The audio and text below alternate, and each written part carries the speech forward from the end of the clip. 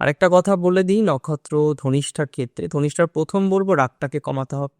এ মাসে রাগের জন্য সম্পর্ক নষ্ট হতে পারে, রাগের জন্য মিসআন্ডারস্ট্যান্ডিং তৈরি হতে পারে, এটাকে একটু খেয়াল করে চলতে হবে। সো কোনোভাবে মিসআন্ডারস্ট্যান্ডিং তৈরি হওয়াটা তো আপনার কাম্য নয়, আমারও কাম্য নয়। মিসআন্ডারস্ট্যান্ডিং এর জায়গাটা যাতে কম হয় সেটার চেষ্টা করতে হবে।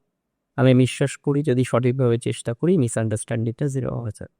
ধনিষ্ঠার পড়াশোনার উন্নতি, আর্থিক ভাগ্য নিয়ে চাপ নেই, বাবার একটু আর্থিক ভাগ্য নিয়ে চাপ হলেও আপনার আর্থিক ভাগ্য নিয়ে চাপ হবে না, ম্যানেজ হয়ে যাক। কিছু ভুল বোঝাবুঝি আছে, কিছু অবস্ট্রাকল আছে, কিছু কন্ট্রাডিকশন আছে, এটা ম্যানেজ করতে হবে।